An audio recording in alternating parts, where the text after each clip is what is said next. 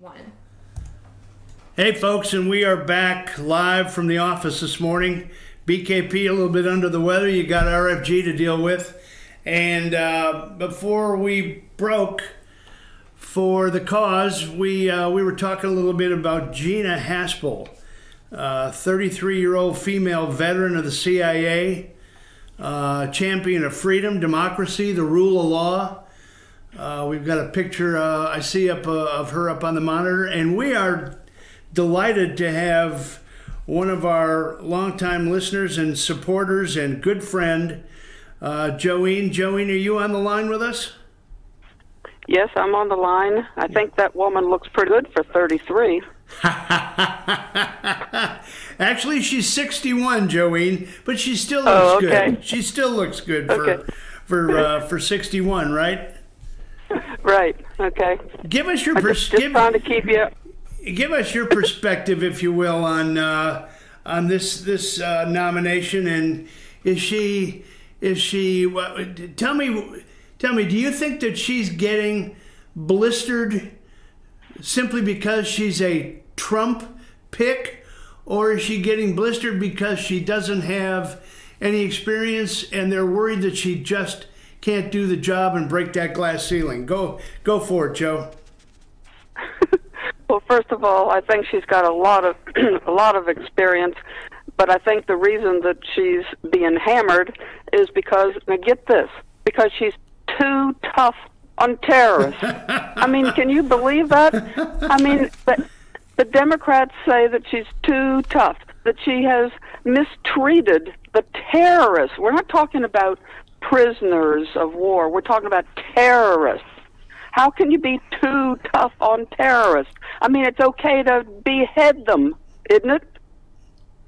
At least according to them. Yeah, I'm telling you, you know, when 9/11 happened, you know, that was a whole new frontier.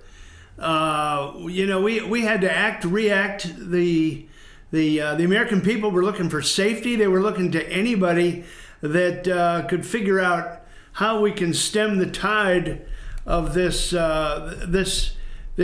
string of attacks that we've suffered. So, you know, I don't know if you would agree, but you know, she's getting bipartisan support from the former CIA folks. I mean, Mike Morrell, Brennan, Clapper, they're all singing her praises. And, you know, so what's the deal, Democrats? Again, it's because of Trump, right? It's definitely because of Trump.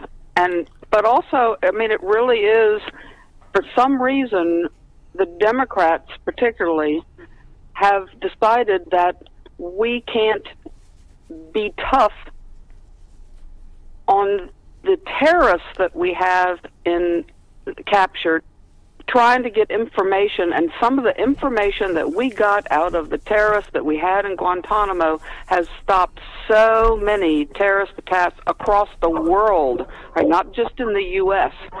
And, you know, they captured people in their countries and stand there and videotape beheading Americans, okay? And that's supposedly, you know, okay in their book. Of course it's not okay in our book, and I'm certainly not saying that we should behead people. But however we get the information out of them, they don't deserve protection of our laws. They don't respect laws. Why should we use our laws to protect them? Unbelievable. Anyway, I mean, that's just a small part of her makeup. I mean, she's got a lot of background in, you know, Russia, and she's been in the CIA for 33 years. I mean, she knows everything about how it runs. And I guess they also don't want to promote a woman because they love using that as Trump, you know, doesn't have any respect for women, yet he's promoted and done more for women than any president that we've ever had, I think. Yeah, no question about it. You know, this is the agency's best chance, I think, to break that glass ceiling, and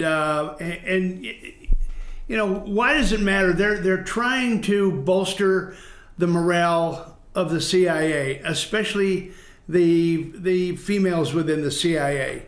I mean, they say that there was a lack of mentorship. They devalued certain career paths, inflexible work schedules. These were all things that led to females not being promoted properly. But I think there's no question that this is an outstanding pick. And I wish they could tell us if they don't. They're always looking for a plan B. Okay, if this isn't the best pick, which is not my words, these are words of Tom Cotton. These are words of again Clapper, Brennan, Morell. If this isn't the best pick, who is? I mean, they just are so defiant of giving Trump any credit for being able to make a good pick. What say you about that? Well, I guess I'd go back to how you started out, where you listened to CNN this morning, and it took them 25 minutes to even get on the Iran deal. It's just amazing.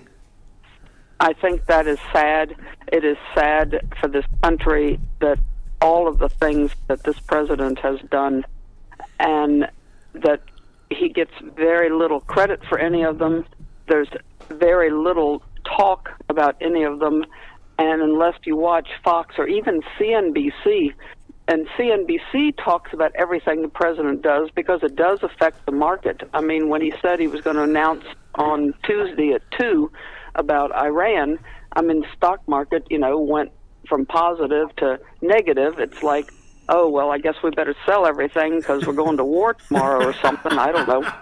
I know, right? And hey, Joanne, I'm delighted. We've got Joanne on the line with us, and she's a dear friend and a great friend of the show. Can I switch gears on you, Joanne, just a little bit? Sure. I just got a text message from the boss at home saying that Trump has tweeted out that Pompeo is on his way home with 3 happy Korean Americans on board. Oh my God. Oh, wow. On the way home, okay? That is wonderful. Fox is now reporting it. The president tweeted it out this morning. So let's just see. Here we go again. What is going to be wrong with bringing 3 prisoners home? And what do you think what do you think, Joanne, will be accomplished by this? And what do you think of the upcoming summit that Pompeo has set up for Trump and the president of North Korea? Well, first I'm trying to find what channel is CNN. That's just a blatant waste of time, Joey. I want to see how long it takes them to tell us that the prisoners are on the way home. I mean, that is huge news. Let me just see if I've got access here. Let's see whether that is making the rounds with Mika and Puppet Boy. I think they go off at 8, don't they? Anyway, yeah. I'll leave it on in the background. And anyway, what's your thought about the upcoming summit? Well, first of all, the fact that the North and South Korean leaders got together and signed an end to the Korean War. I mean, we've been on a truce or a ceasefire all this time. The fact that they sat down and spoke, all of that, I think, is totally Trump's credit. He has brought them together. He got Kim young Rocket Man, anyway. Little Rocket Man.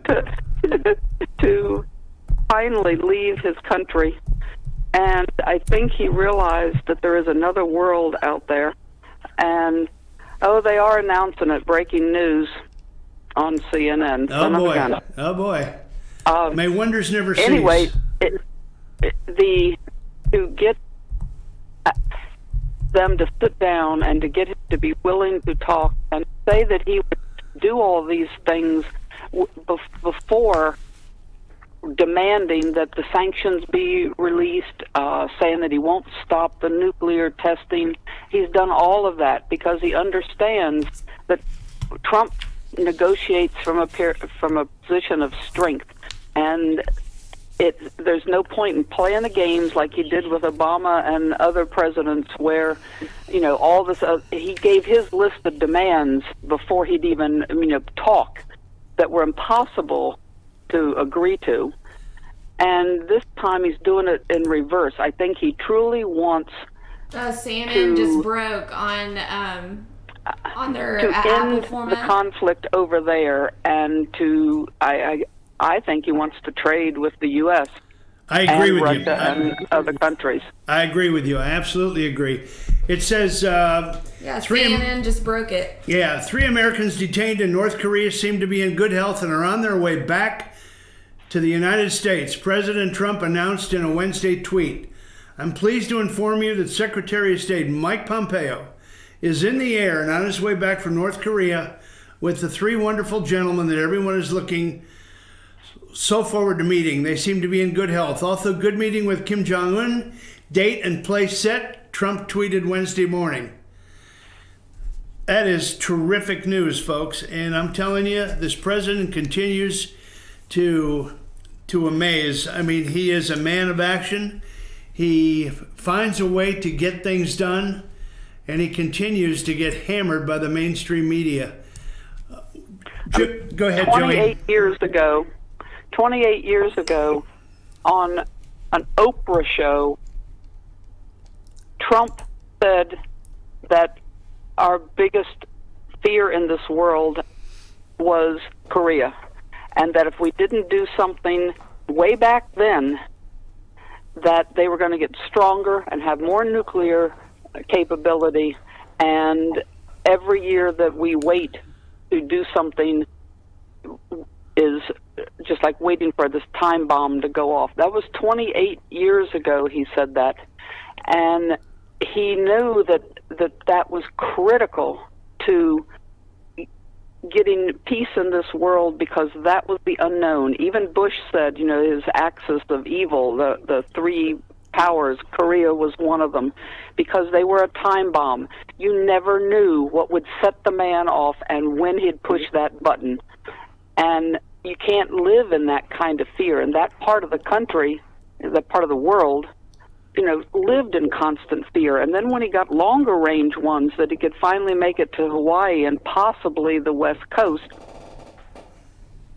we just couldn't let that continue. And for him to be able to possibly resolve this so that everybody is happy. And look at the poor people in North and South Korea. I mean, there's millions of people, and the people in North Korea are so oppressed. I mean, they have nothing. They're lucky to eat. You're absolutely right. And like you say, stability in that region, is going to require support from Japan, support from China. I think they've got it. And obviously, North and South Korea getting along.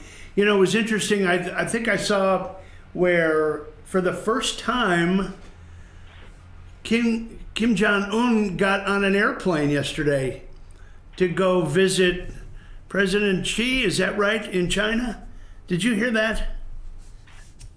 I didn't, but that is awesome, because when he got on that train, that was also a sort of a first. I mean, I felt like, what has he been using, Greyhound? Yeah, I mean, instead of riding that 17-mile-an-hour bullet train, right? And bullet train, right. I'm convinced, Brian said it right the other day, I'm convinced that Pompeo went over there, he kind of parachuted in over Easter behind the lines, and got with that old boy and just said, look, here's the deal. This is what we got on you. We know where you live. We know where you sleep. We know how to find that bullet train. And this is what we'd really like to do because we think it'll be in your best interest. And, I can't see anything other than that happening. I really believe that Pompeo, in his own inimitable style and fashion, you think Kerry would have done that? You think Clinton would have done that as Secretary of State? I mean, we've been trying to get this thing going, like you said. And the one thing, and it picks up on what you said about the Oprah thing. Trump has been consistent. You go back and look at any of his clips of what he's said. He is always for the Americans first. He is always consistent in what he says, and he gets the job done. I think the difference between Kerry and Clinton is they are both very arrogant, and I'm sure that comes across when they sit down with other world leaders. And you can't sit down and negotiate from a position of arrogance. You can from a position of strength, but they never had a position of strength, only arrogance. I totally agree with you. Go ahead. I'm sorry. And the Secretary of State's under both Tillerson and Pompeo, they can look you in the eye and they can listen, and they don't have to say they have strength. They don't have to threaten, and they can be genuine. And I think both of them are genuine, and because they know they've got the strength, they don't have to be arrogant.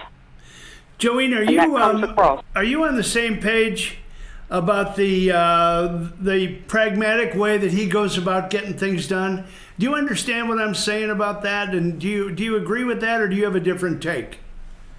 Well, what I admire most, I think, probably about President Trump is, he is a negotiator and he understands negotiation. And so all of this stuff, like whether it's the tariffs or anything else that he's done, you can't negotiate if you have nothing to give up. And so you have to have something to bargain with. And so when he does all these tariffs, now you can sit down at the table and I've got something to give back. And otherwise, how do you go to a negotiation table? It would be no different than buying a real estate deal or something. If you've got nothing to give, all you want is somebody else to give everything, it's like they're just going to sit there and look at you. Yeah, exactly. And he knows how to do that. So people think that he goes off half-cocked and he doesn't know what he's doing and he doesn't have a plan B, and he does. He always has a plan B. And by the way, I think he always has a plan C. I do too. Like Brian says, he's playing chess. Everybody else is playing checkers. And, I can't even imagine the day that Mike Pompeo would take James Taylor along with him and set him up and saying, you've got a friend. Can you? I'm telling you, it just came into my feeble little brain there, watching James Taylor sitting there with Kerry, and I think, what was it, over in Britain? He brings him over there and he plays "You've Got a Friend." Just give me a break. So, or as the judge said to Mueller's staff, "Come on, guys, come on, man." Oh, me. Anyway. What else you got for us, Joanne, before we take a pause for the cause? I'm so delighted that you called in. It's good to hear your voice. Are you done traveling for a while, or you guys got any road plans for that big vehicle of yours? Well, the RV's been in the shop, and we get it out tomorrow, so we might be hitting the road. I don't know. I've got to wait till Caitlin's graduation, the end of the month. Got it. And Got it. But anyway, go ahead and do your pause for the cause. And hey, look, it's always great to talk to you. Give my best to Keith, and we will have to catch up soon. So, okay. But like I said, it's good to talk to you. Thanks for calling in. You made this segment a delight, and I appreciate it. Okay, all right, see you. Bye. Bye, Joanne. That was Joanne, our good friend from the show. good friend of Brian's. She and Brian have been friends for a long time. She's a delightful lady. She's very, very bright, and she brings a lot. She brings a lot of insight to the table, if you will. We've sat and chatted, and she's just a fun lady. So anyway, we're almost done here, but you know what we ought to do, Amanda, is, you know, I saw something where the Mormon Church has basically disavowed any relationship with the Boy Scouts now. Yes. And I'm very, very passionate about this because I do have 3 sons. And yeah, we're definitely going to get into that. But I would like, before we do take a break, let's watch a little bit of what Ben Shapiro had to say, because Ben Shapiro is he's going through, I haven't noticed this, you know, on the news or anything, but he does a lot of college tours. Well, a lot of tours that he's been at with this, especially this Boy Scout issue, he's getting a lot of negative feedback on those college campuses. A lot of pushback. Yeah, and even where these college campus directors are telling him that if he comes onto the property, they will have him arrested. Good night. So let's go ahead and play that. Meanwhile, in breaking news, apparently the Boy Scouts of America are now going to change their name. So we've reached the point in American society where it is just not tolerant enough for there to be things like Boy Scouts anymore. There's a famous clip of me online talking to a woman about transgenderism, in which we're talking about the Boy Scouts, and she says, why shouldn't girls be allowed to be in the Boy Scouts? Meaning, why shouldn't girls who believe they're boys be allowed in the Boy Scouts? And I said, because it's called the Boy Scouts. Right, that it's for boys. Well, now the Boy Scouts have changed their names. They've already been moving to the left on a bunch of social issues under pressure from various state governments. The state of California tried to remove the state tax-exempt status of the Boy Scouts of California if they had not actually allowed gay scoutmasters, for example. The Boy Scouts have become a much more secular organization, and they've begun admitting girls as well. According to the New York Post today, for 108 years, the Boy Scouts of America's flagship program has been known simply as the Boy Scouts, with girls soon entering the ranks. The group says that iconic name will change. Now, you may be asking yourself, why can't there be a Girl Scouts? Because there are Girl Scouts, and they sell me cookies. So what's the deal? Why does there have to be a Boy Scouts that allows girls? And the answer is because the left is so stupid and terrible that they believe that any such situation in which boys play only with boys must by its very nature be sexist and discriminatory. This is insanely dumb. Boys should be allowed to have groups with other boys. Girls should be allowed to have groups with other girls. And it is stupid to suggest that this is some form of nefarious discrimination. It's very important for males to bond with one another. Okay, and it's important for them to do so in the absence of females sometimes. The same thing is certainly true for women. Okay, there are lots of places in America where women get together and they are just with other women. Okay, as in every brunch ever. Okay, this happens a lot. And that's okay. It's good. It's important. People should be allowed to associate with the people they want to associate with in the United States of America. But the left has pressured the Boy Scouts so much that now they not only are admitting girls, they now are renaming themselves. Well, this comes along with a fair bit of irony because there's one group that's actually super ticked about this. The Girl Scouts. The Girl Scouts are really mad that the Boy Scouts are now allowing girls. They're afraid that the Boy Scouts are going to suddenly have Girl Scout troops, and suddenly the Girl Scouts, which is an independent organization, will cease to exist. It will actually fall out of favor.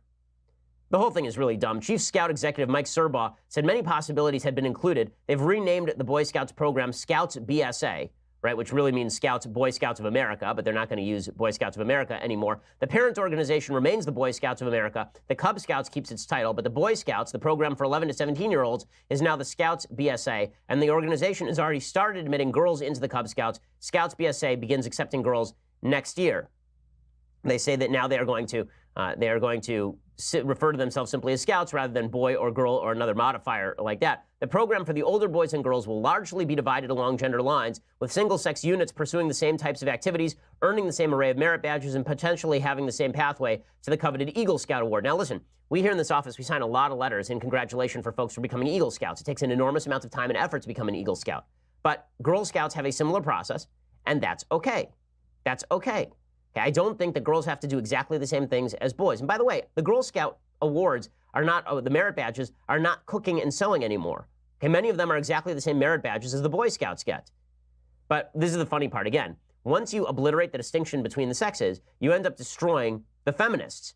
Right? So the Girl Scout leaders say they are blindsided by the move. They're gearing up an aggressive campaign to recruit and retain girls as members. Among the initiatives is creation of numerous new badges that girls can earn, focusing on outdoor activities and on science, engineering, technology, and math. Okay, let me just be straight about this. Okay, the number of girls who are desperate to get merit badges in science, engineering, technology, and math just by choice is a lot lower than the number of girls who want to do all the other merit badges. You know how I know that? Because this has been true in every study ever done of science and technology preference among girls and boys. It's not to say that girls aren't good at STEM stuff. It's just to say that they don't prefer working in STEM fields. So if you're trying to attract girls to your ranks, it's kind of weird that you're going to do so by moving into areas where girls are least likely to want to participate. Listen, I'm fine with them offering these options. That's totally fine with me. But again, I think that the obliteration of sexual distinctions is really, really stupid. And not only that, it is, from the left, a fascistic matter. Okay? The attempt to break down cultural distinctions by the left in order to level all human beings into these sexless widgets is really counterproductive and really, really stupid. So that's pretty amazing stuff. That's a good piece, Amanda. Yeah, and you know, it just shows a sign of our times about how people have become so wrapped up in a crisis of their own identity they want everyone else to also have a crisis in their identity or not have a sexual identity at all. I mean, don't you feel that way? Political correctness. Yeah. And it's, you know, there should be solidarity in all of our genders. You know, that men are different from women, and for a specific purpose and reason of that as well. And when you're taking that away from these young boys, it's funny how women out here, like especially feminists, will have such a strong opinion on men and how men are just worthless. Yet we are teaching boys that they should have no solidarity in being a man, and then complain when they are just worthless men. You know what I mean? I do. And this is what these organizations like Boy Scout does, is they instill what men should be in our society. Yeah, well, you know, as I talked about, the Mormons have just announced that they're ending their long association with the Boy Scouts of America. It's going to sever more than a century-old tie with the Boy Scouts, and it's going to transfer its remaining 425,000 boys in the program into a gospel-focused youth group that's being developed. Great. And that should happen first of 2000, or by the end of 2019. It's being reported. So, you know, I think we're seeing the beginning of the end. Yep. For the once treasured, you know, one of the most highly respected groups across America, and you know, we got to give thanks to all those people that have given their time and their effort to become troop leaders and pack leaders and all of the leaders that are required to lead these young men. And what a shame that it's taken a turn like this. It is. It's tragedy. So, anyway, good segment on the Boy Scouts. When we're going to probably take a break here in a second. When we come back, you know, we probably ought to talk a little bit about the primaries that happened, and then there was a major announcement yesterday that I know Sam is going to cover for us, that one of the gubernatorial candidates, specifically Hunter Hill, got a major endorsement from a national figure, so we'll touch on that as well. So anyway, this is RFG substituting for BKP, who's under the weather a little bit today. And again, we are live in the office trying to keep a little bit of continuity while the boy heals and gets better. So we wish him well. Get some rest, Brian.